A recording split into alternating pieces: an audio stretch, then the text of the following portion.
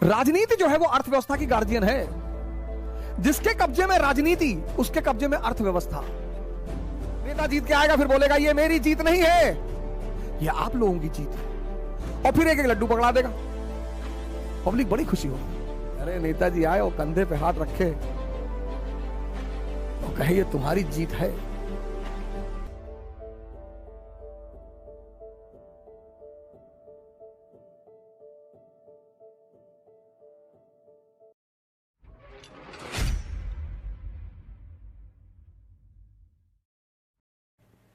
ये बीजेपी के सत्ता में आने से कौन परेशान है? कल समाजवादी सत्ता में आ जाएगी तो कौन परेशान होगा?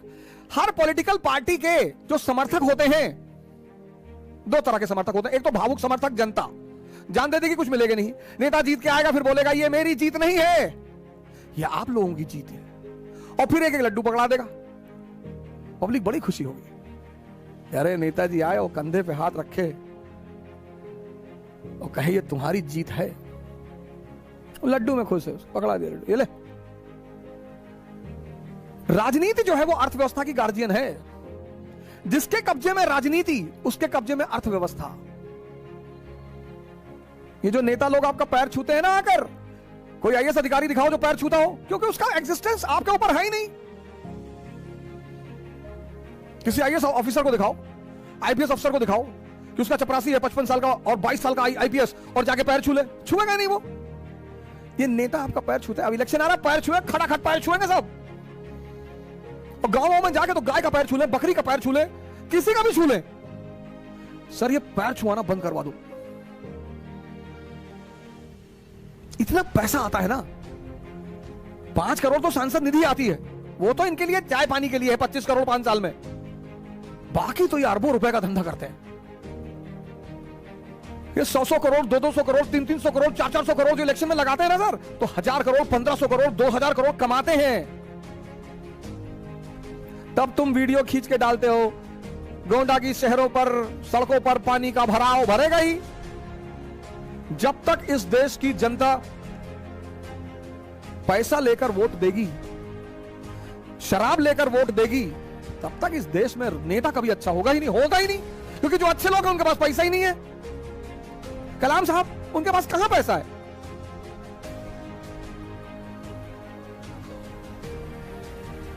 लेकिन आपको तो मजा आता है पैर छूने। अरे हम चौड़ा, अब आपकी धोती फटी है और वो नेता जा रहा है रोल्स रॉयस में, बीएमडब्ल्यू में, लैंड क्रूजर में, और गाड़ी रोक के आपका पैर छुए और आप ऐसे तिरछे होकर खड़े रहते।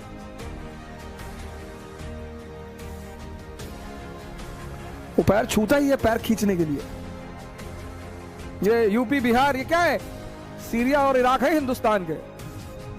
ये ब्राह्मण महासभा, ब्राह्मण महासभा, क्षत्रिय महासभा, कायस्थ महासभा, भीम आर्मी, ये सब कौन है? ये ठेकेदार हैं, ये ठेकेदार हैं, ठेकेदार। बड़ा प्यारा धंधा होता है। यूपी बिहार इंडस्ट्रियल रेवोल्यूशन तो हुआ नहीं, तो ओल्ड आइडेंटिटी जिंदा है। मिडिल क्लास पैदा ही नहीं हुआ, पूंजीवादी पैदा ही नहीं हुआ, वर्किंग क्लास पैदा ही नहीं हुआ, मजदूर भाग गए महाराष्ट्र, कर्नाटका, पंजाब। तो इन राज्यों में क्या है? पुरानी आइडेंटिटी। हम ब्राह्मण, तुम क्षत्रिय, वो शूद्र। तो ब्राह्मण महासभा, ब्राह्मण महासभा, प्रेसिडेंट पंडित अवध ओझा, प्रेसिडेंट।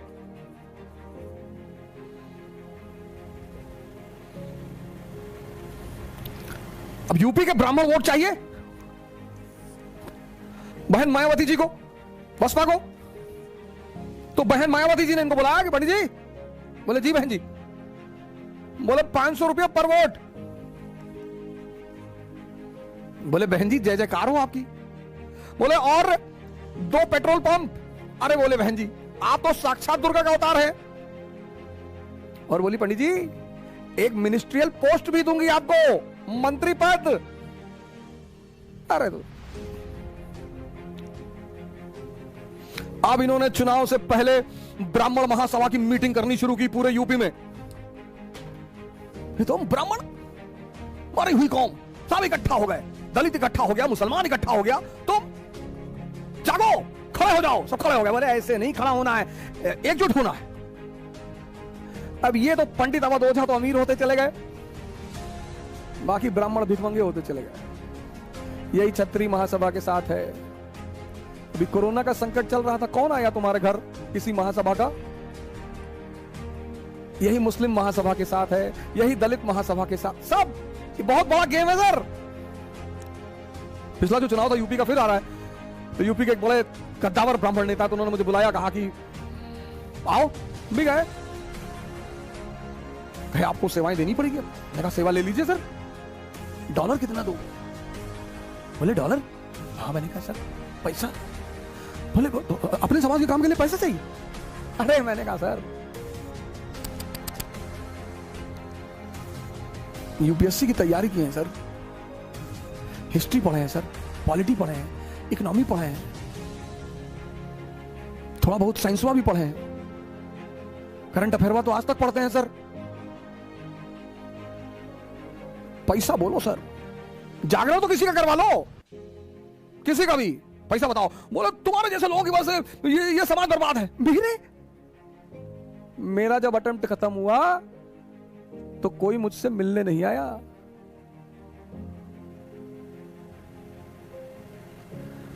दो 2000 और से लेकर 2008 तक कभी गुरुद्वारे में खाना खा लिए, कभी दिल्ली डीटीसी के बस का जो शेड है वहां सो गए। कुछ लोगों ने, अनजान लोगों ने मदद किया। हमारे मित्र हैं पंकज पांडे, उन्होंने मदद की। ऐसे कई सारे लोग हैं, हो सकता है मुझे उनका नाम याद ना आ रहा हो, लेकिन कई सारे लोगों ने मदद की। कोई समाज, कोई ऑर्गेनाइजेशन, कोई संस्था। 7 महीने रहे सर ऋषिकेश में, सिर्फ 2 लोग पूरी तरह से लगे रहे, एक मेरी पत्नी और एक मेरे पिता। तो उस लड़के ने डाला है ना जो वीडियो बनाई है, वो कहीं कहानी उसने सुना होगा।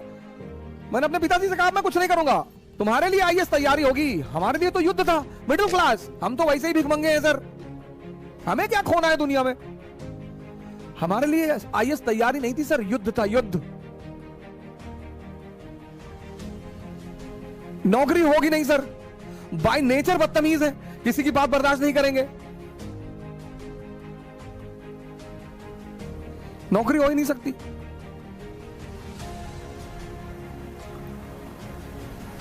नौकरी तो हो ही नहीं सकती थी सर। 7 महीने मैंने अपने पिताजी से कहा मैं कुछ नहीं करूंगा, आप बोले मत करो, लेकिन जब तक मैं जिंदा हूं तुमको आकर मैं पैसा देता रहूं। तब मुझे प्रैक्टिकली पता चला कि यार वाकई में मां बाप भगवान के रूप होते हैं। मेरे कमरे में 10-10, 20-20 लोग बैठे हैं और खेल चल रहा, पार्टी चल रही है, अंडा करी बन रही है और मीटिंग हो रही है, सब गायब। इसलिए मैं हर उस आदमी को अपराधी मानता हूं और शैतान मानता हूं जो अपने मां बाप के साथ बदतमीजी करता है।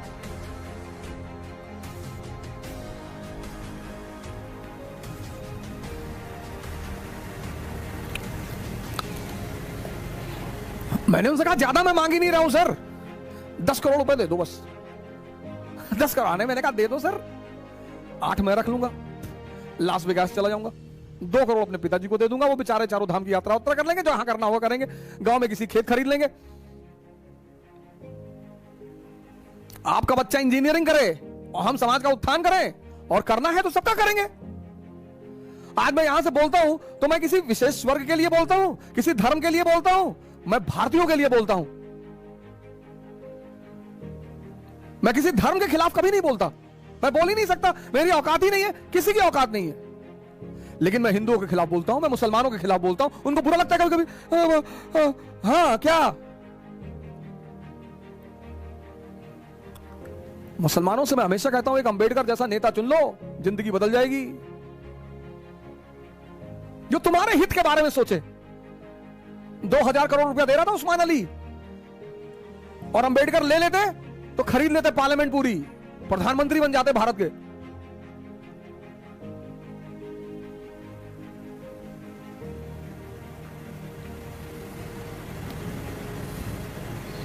लेकिन जो अंबेडकर की पूजा करते हैं वो भी अंबेडकर के बारे में कुछ नहीं जानते, 90%। बस वो गाए जा रहे जय भीम जय भीम। अरे कुछ पढ़ लो भैया अंबेडकर के बारे में, उनकी समाज की अवधारणा, उनकी राजनीतिक अवधारणा कुछ पढ़ तो लो। मैंने खबर पड़ी इटावा में 2 बंधु पकड़े गए कि हम ब्राह्मणों की हत्या करेंगे। काहे करोगे भैया? हालांकि ये सब इलेक्शन प्रोपेगेंडा, अब इलेक्शन आ रहा है, ये सब होगा। अब तुम्हें बचना है। अगर तुम्हें भारत में जातिवाद, संप्रदायवाद इसको नियंत्रित करना है तो बस एक छोटा सा काम कर दो, बहुत छोटा सा।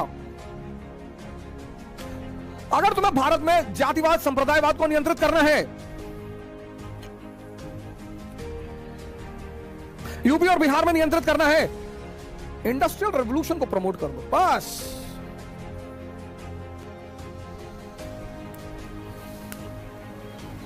उन्नीस 1950 से लेकर आज तक बिहार देखो, कोई लालू प्रसाद यादव, जगन्नाथ मिश्रा, कोई भी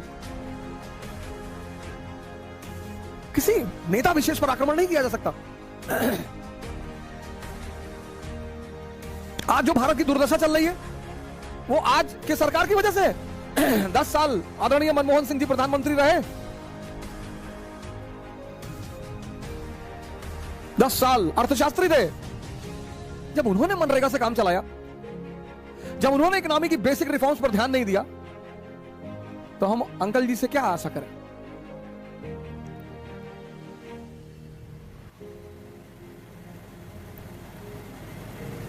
अगर भारत को महान बनाना है, अगर भारत को रेस में लाना है, ये सिंपल, ये है औद्योगिक क्रांति का महत्व। औद्योगिक क्रांति क्या करेगी? राष्ट्रवाद और राष्ट्र की अवधारणा को मजबूत करेगी। यह समझना है।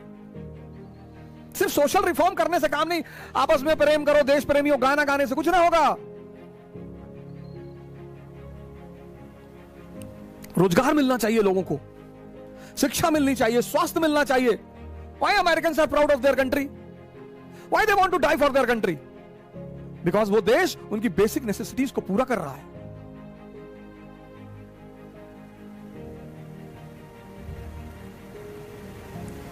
यह है औद्योगिक क्रांति का महत्व।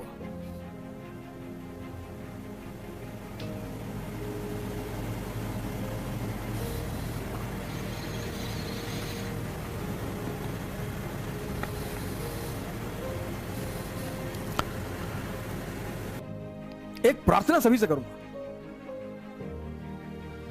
जागिए और जगाइए। जय हिंद।